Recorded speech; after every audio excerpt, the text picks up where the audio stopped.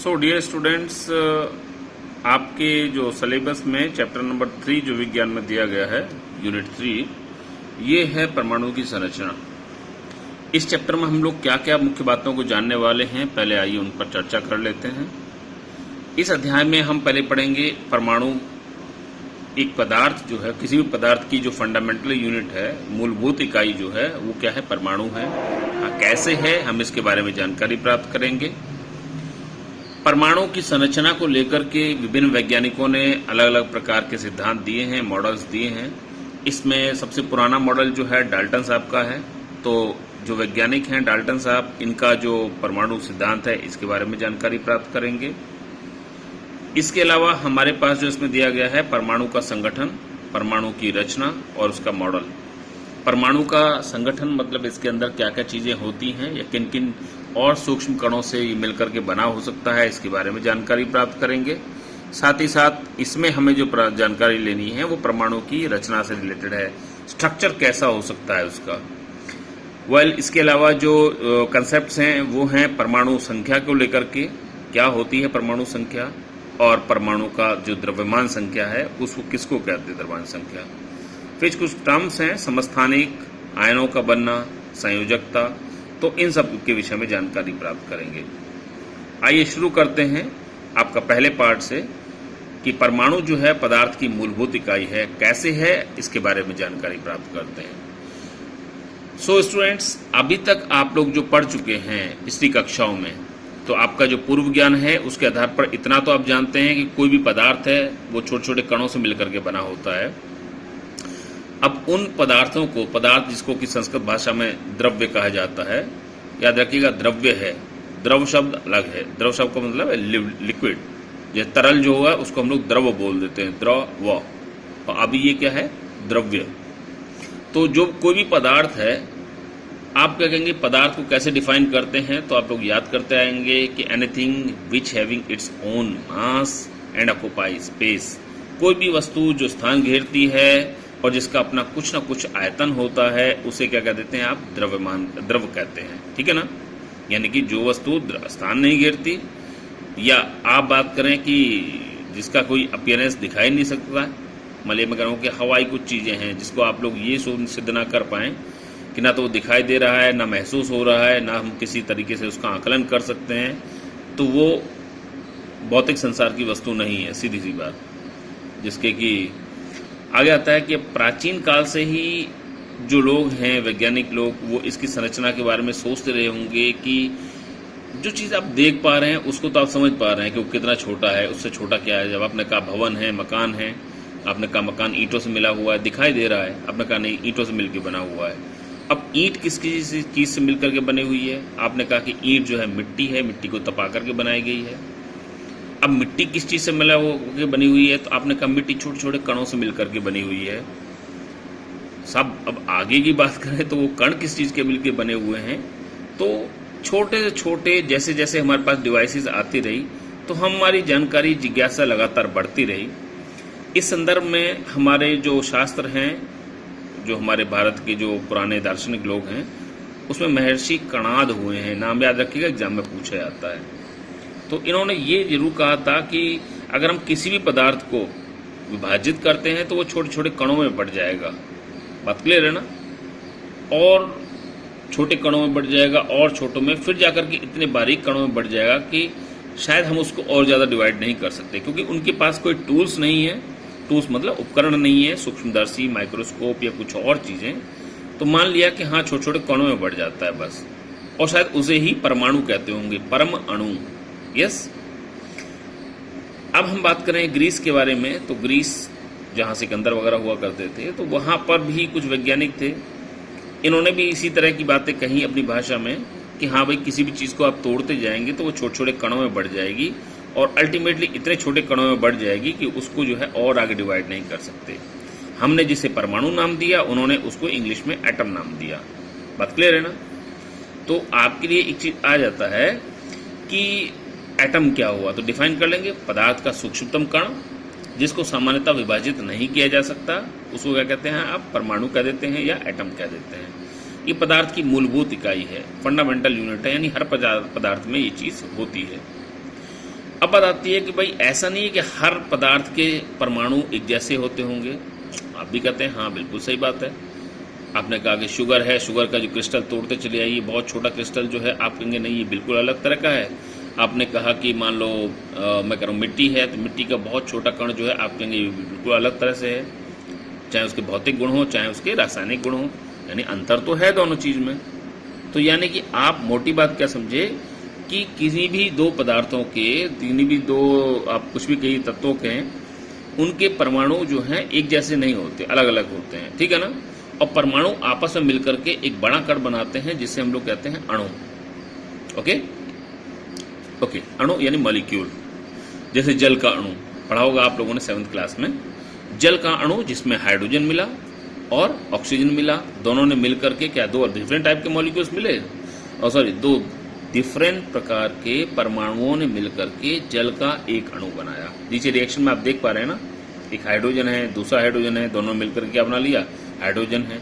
अब यहाँ पर समान आप कह सकते हैं कि हाँ ये हाइड्रोजन भी ऐसा ही है, ये भी हाइड्रोजन ऐसा है, और दोनों ने मिलकर के हाइड्रोजन अणु बना लिया। अंतर क्या है, ये दोनों परमाणु थे, और ये अगला जो आप देख पा रहे हैं, अगर मैं यहाँ पर इसको, चलिए कोई बात नहीं, ओके, इसी तरह से आप बात करें। लेकिन दूसरी वाली जो रिएक्शन आप देख रहे हैं अभिक्रिया, इसमें आप ये देख रहे हैं कि यहाँ पर ये हाइड्रोजन है, यहाँ पर एक क्लोरीन है। हाइड्रोजन बिल्कुल अलग तरह का परमाणु है, नाम से भी दिखाई दे रहा है या प्रतीक से भी दिखाई दे रहा है, हम चिन्हों के द्वारा उसको प्रदर्शित कर रहे हैं। आपने 7th क्लास में एक चैप्टर पढ़ा होगा, प्रतीक, आयन एवं क्या चिन्ह वगैरह करते हुए था, सिंबल्स। तो यहाँ आप देख रहे हैं हाइड्रोजन अलग तरह का है, क्लोरीन अलग तरह का है, तो ये मिल करके कोई तीसरे तरह का पदार्थ बना रहे हैं जिसको क्या कहते हैं, HCl कह रहे हैं। तो आप कह रहे हैं तीनों अणुओं की, अब यहाँ जो लिखा हुआ है इनकी संरचना अलग अलग तरह की है। तो मेरा कहने का मतलब अणु जो है समान प्रकार के परमाणुओं से मिलकर के भी बना हो सकता है, जैसे आपने हाइड्रोजन वाली अभिक्रिया में देखा, और जो है वो विभिन्न प्रकार के परमाणुओं से मिलकर के भी बना हो सकता है, जैसे कि आप इस अभिक्रिया में देख रहे हैं। ओके, चलिए proceed to the next page. मैं समझ रहा हूँ शायद आप इजीली देख पा रहे होंगे और आप उसको शायद लिख भी पाएंगे। इससे संबंधित मैं जैसे बताया था कि वैज्ञानिक हुआ करते थे डाल्टन साहब, तो डाल्टन ने इससे रिलेटेड एक अपना सिद्धांत दिया। सबसे पहले जो सिद्धांत दिए गए उनमें से एक सिद्धांत डाल्टन साहब का था। अब इनकी जो सिद्धांत थे, इसके पॉइंट्स आप याद रखिएगा क्योंकि आपको एग्जाम्स में पूछे जाते हैं। मुख्य बात जो थी, उन्होंने बताया कि साहब डाल्टन जो था, उन्होंने कहा परमाणु आप बिल्कुल इसको ऐसे समझ लीजिए जैसे कि तरबूजा आप लोग देखे होंगे ना, तो तरबूजा जैसा है, तो आप कहते हैं जैसे तरबूजे के अंदर क्या है, आप लाल तरबूजा काट लीजिए बीच में से, जब काटते हैं तो उसमें क्या है, जगह जगह पर बीज होते हैं ना, सीड होते हैं ब्लैक कलर के, या कुछ तरबूज जो आ रहे हैं उनमें व्हाइट कलर के भी होते हैं। तो क्या लाल लाल सा मटेरियल है और उसके बीच में क्या है, जगह जगह पर बीज पड़े हुए हैं। तो उनका कहना था कि बिल्कुल जो परमाणु है वो बिल्कुल इसी तरह की स्ट्रक्चर है। इसको वाटरमेलन मॉडल भी बोलते हैं, तरबूज वाला मॉडल भी बोलते हैं, ठीक है ना। अब तरबूज को दिमाग में रख करके तब आप सोचते चले जाइए। तो इनका कहना यह था कि भाई पहली बात तो वही जो आपने कणाद ऋषि के बारे में सुना कि प्रत्येक पदार्थ जो है छोटे छोटे कणों से मिलकर के बना होता है, जिसे परमाणु कहते हैं, आपको पहले से ही मालूम है। अब बहुत इंपॉर्टेंट चीज आती है कि परमाणु जो है उसको नष्ट नहीं किया जा सकता और ना ही बनाया जा सकता है। फिर आप कहेंगे ऐसा कैसे हो जाएगा, हमने कहा कि लकड़ी के छोटे छोटे कण बनाए, बुरादा बनाया, हमने जला दिया, खत्म हो गया वो, तो क्या वास्तव में खत्म हो गया? नहीं। आपने देखा है लकड़ी अगर जलती है तो उसमें से क्या निकलता है, धुआं निकलता है, टेम्परेचर निकलता है, होता है कि नहीं होता। बाद में क्या बचती है, राख बचती है। तो उससे पहले तो राख थी नहीं कहीं। हुआ क्या कि लकड़ी या जो भी पदार्थ आपने जलाया, कागज, पत्ती, कुछ भी, तो उसका स्वरूप बदल गया, समझ रहे ना। उसकी नमी जो थी उड़ गई हवा में, जो बाकी नीचे का मटेरियल बचा वो राख के फॉर्म में आ गया, ओके, और उसके अंदर जो ऊर्जा थी वो टेम्परेचर के रूप में बाहर निकल गई। तो हमने उसका स्वरूप परिवर्तित किया, हम उसको नष्ट नहीं कर पाए। हम ये सोचे कि अणु को उत्पन्न कर लें, ये भी संभव नहीं है, ओके। तीसरा पॉइंट आता है परमाणु अविभाज्य है। क्योंकि इनके पास टेक्निक्स नहीं थी तो इन्होंने सोचा कि इससे ज़्यादा तो भाई छोटी कोई चीज़ हो ही नहीं सकती, तो बोले अब इससे नीचे नहीं जा सकते हम लोग, परमाणु लास्ट है, ओके। आगे बात करते हैं कि एक ही तत्व के परमाणु भार, आकार व गुणों में समान होते हैं। इसमें कॉमा थोड़ा गलत लग गया है। इसका कहना यह है कि एक ही तत्व के परमाणु कॉमा भार, आकार व अन्य गुणों में समान होते हैं। बिल्कुल सही बात है। जैसे एक नॉर्मल सी बात की जाए कि अगर मान लीजिए मैं कहता हूँ कि इंडिया की जो पॉपुलेशन है, या मान लीजिए हम कहते हैं जापान की जो पॉपुलेशन है, तो सारे जापानीज देखने में एक जैसे लगेंगे, होंगे कि नहीं होंगे? हालांकि उनमें थोड़ा बहुत डिफरेंस होगा, वो अलग बात है, लेकिन जनरली देखने में एक जैसे लगेंगे कि नहीं लगेंगे? ओके, ऐसे करके हम बात करें अफ्रीका के बारे में, देखें आपने काले काले हब्सी जो होते हैं, तो वो सब देखने में एक जैसे लगते हैं। तो कहने का मतलब क्या हुआ, बिल्कुल उसी तरह से आप सोच के चलें दिमाग में कि एक परमाणु में एक किसी पदार्थ के अंदर जितने भी परमाणु होंगे वो सब के सब गुणों में एक जैसे होंगे, देखने में एक जैसे होंगे, लगभग आसपास का वजन होगा। Okay, yes. लेकिन दूसरे पदार्थ के परमाणुओं से भिन्न है। जैसे मैंने उदाहरण के तौर पर बताया कि जापान की पॉपुलेशन अफ्रीका की पॉपुलेशन से बिल्कुल अलग है। वो अलग बात है कि जापान की सारी पॉपुलेशन आपस में एक दूसरे के समान है कि नहीं है? देखने में पता ही नहीं, आप पहचान ही नहीं पाते हो कि आपको किसने छेड़ दिया। ओके, ऐसे ही आपका अफ्रीका वाले केस में आता है। चलिए, अंतिम जो है, परमाणु सरल गुणित अनुपात में संयुक्त रूप से रहते हैं। तो ये सरल गुणित अनुपात का मतलब क्या हुआ? जैसे आपने कहा जल का अणु है, सपोज, क्या फार्मूला है? पढ़ाया आप लोगों ने, H2O, हाइड्रोजन के 2 और 1 ऑक्सीजन का। तो यहां पर आप देखेंगे हमेशा राउंड फिगर में है। पहली चीज, राउंड का मतलब दशमलव उससे नहीं है। हमने कहा कि हाइड्रोजन पूरा है, ऐसा तो नहीं आधा हाइड्रोजन जुड़ रहा हो, नहीं है ना? ऐसा तो नहीं आधा ऑक्सीजन हो। तो मतलब यह है कि ये सरल अनुपात में संयुक्त रूप से रहते हैं। ओके, छोड़िए, आगे आता है परमाणु का संगठन। संगठन को लेकर के चलें तो क्या है कि परमाणु किन किन चीजों से मिलकर के बना हो सकता है, हमें इसके बारे में जानकारी प्राप्त करनी है। डाल्टन के पास जो भी टेक्निक्स थी, जो उपकरण थे, उसके आधार पर बस उसने इतना ही कहा कि परमाणु जो है अविभाज्य है भाई, इससे नीचे नहीं इसको तोड़ सकते। लेकिन बाद में टेक्नोलॉजी डेवलप हुई और अन्य कई वैज्ञानिक आए जिन्होंने अलग अलग प्रकार के यंत्र बने, प्रयोग करके देखे, तो उन प्रयोगों के आधार पर बताया कि नहीं साहब, ऐसा नहीं है, परमाणु भी छोटे छोटे कणों से मिलकर के बना हो सकता है। तो वो कौन कौन से थे? उन्हें मूल कण का नाम दिया। क्या नाम दिया? मूल कण या फंडामेंटल पार्टिकल्स का नाम दिया। तो ये 3 मूल कण जो थे, नाम याद रखिएगा, ये थे इलेक्ट्रॉन, प्रोटॉन और न्यूट्रॉन। नीचे आपको जैसे देख पा रहे हैं, तो ये 3 मूल कण थे, नाम याद रखिएगा। ओके, अब इनकी खोज किन वैज्ञानिकों ने की? प्रोटॉन की खोज किसने की? न्यूट्रॉन की किसने की? चार्ज कितना होता है? ओके, चार्ज पॉजिटिव होता है कि नेगेटिव होता है? अब धनावेश और ऋणावेश तो समझ रहे हैं ना, आपने गणित में पढ़ा होगा। तो इस तरह के जो है हम लोग फंडामेंटल पार्टिकल्स के बारे में जानते हैं। तो आपको याद रखने की चीज ऐसा नहीं, सारी कहानी याद रखनी है। आपको केवल इतना देखना है कि इलेक्ट्रॉन की जो आविष्कार का मतलब है, खोज है, किसने की थी, बहुत इंपॉर्टेंट चीज। दूसरा मूल चीज आती है कि इसके ऊपर चार्ज कितना होता है, आवेश कितना होता है। ठीक है ना? जैसे लिखा ना, इलेक्ट्रॉन पर 1 इकाई 1 यूनिट ऋणावेश होता है, नेगेटिव चार्ज होता है, बस, और कुछ नहीं याद करना। ऐसे ही प्रोटॉन के बारे में, प्रोटॉन की खोज किसने की? गोल्डस्टीन ने की। कब की, इससे बहुत ज्यादा मतलब नहीं है। दूसरा आता है कि रदरफोर्ड ने इसको नाम दिया, और इसके ऊपर चार्ज कैसा होता है? धन आवेशित मूल कण है। तो मतलब प्रोटॉन के ऊपर 1 यूनिट का धन आवेश होता है।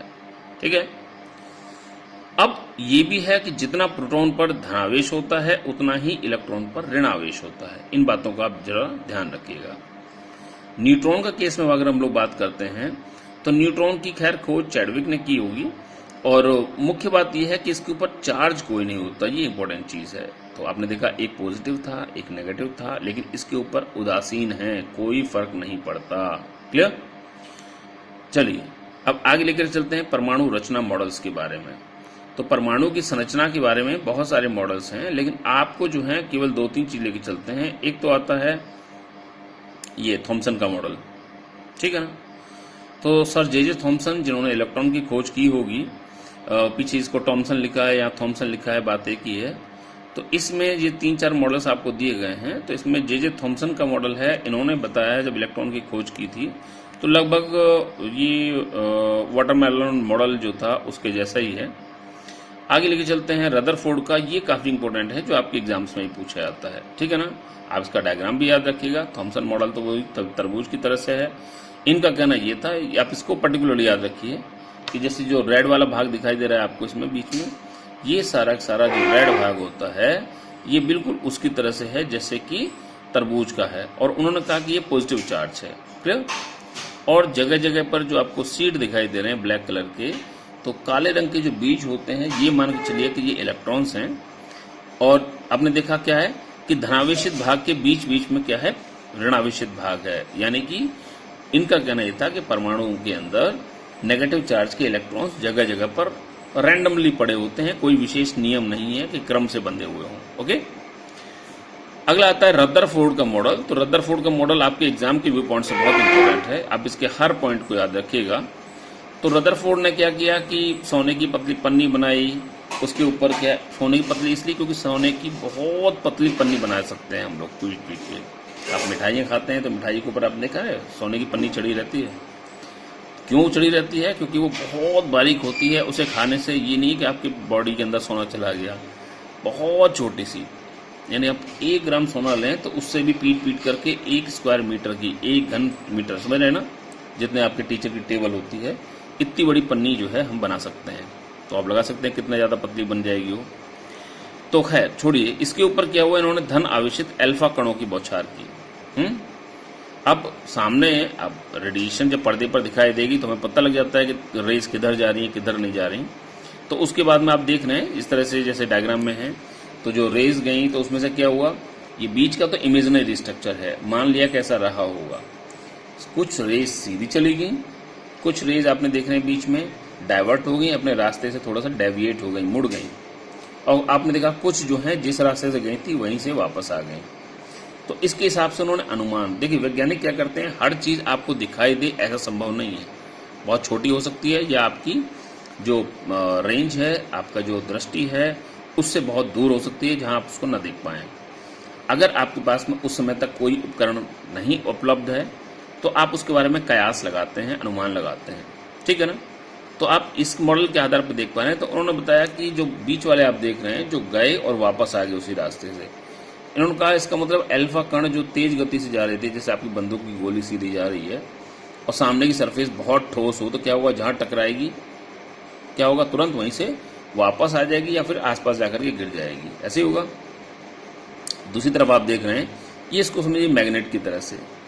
दूसरे नंबर पर ऊपर जो आपको बीच में रेस दिखाई दे रही है, ये अपने रास्ते से डेविएट हो गई, मुड़ गई। मुड़ने का मतलब क्या हुआ कि मुड़ती कोई चीज़ कब है, जब चुंबक के पास में से दूसरी चुंबक को आप जब खेलते हैं, तो जब उसके पास से दूसरी चुंबक को निकालते हैं बिल्कुल पास करके, तो क्या होता है, एक फोर्स लगता है, या तो उसको अपनी तरफ खींचेगी या अपोजिट फेंकेगी। अपोजिट कब फेंकेगी, जब उनके चार्जेस सेम हो, है कि नहीं। यहाँ पर क्या होता है, जब सेम चार्जेस वाली बात है, यानी बीच में कोई चीज़ थी उसका भी चार्ज वैसा ही था जैसा कि इसके ऊपर जो अल्फा कण आ रहे थे, यानी दोनों का चार्ज समान है। तीसरा जो आप ऊपर देख पा रहे हैं कि बहुत सारे कण जो थे वो सीधे सीधे से चले गए, देख रहे हैं ना, कोई फर्क नहीं पड़ा, ना तो मुड़े ना वापस गए ना कुछ और हुआ। सबसे ऊपर जो है, इस स्ट्रक्चर के आधार पर आप ये कह पा रहे हैं कि परमाणु का अधिकांश भाग कैसा है, खोखला है। तो आपको एग्जाम के लिए मैं फिर बता रहा हूँ, ये रदरफोर्ड का प्रयोग बहुत ज़्यादा इंपॉर्टेंट है, जो आपके एग्जाम में हर साल पूछा जाता है। तो आप इसको अच्छी तरह से समझ लीजिएगा। अगर आपको कोई डाउट हो तो आप क्वेश्चन लिख करके मुझे यहाँ से पूछ सकते हैं, ठीक है ना।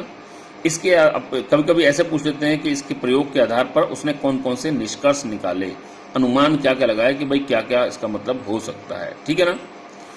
चलिए अगला जो मॉडल है, तो इस हिसाब से उन्होंने बताया कि शायद ऐसा रहा होगा। अंतर क्या देखिए दोनों मॉडल्स में, कि यहाँ पर इसने बताया कि धनावेशित भाग जो है बिल्कुल बीच में है, ओके, बहुत छोटा सा भाग है। जबकि इससे पहला जो थॉमसन का मॉडल था उसने कहा था पूरा पूरा बिखरा हुआ है, नहीं सब पूरे में एक जैसा रैंडम है, जिसके बीच में जगह जगह पर नेगेटिव पड़े हुए हैं, ओके।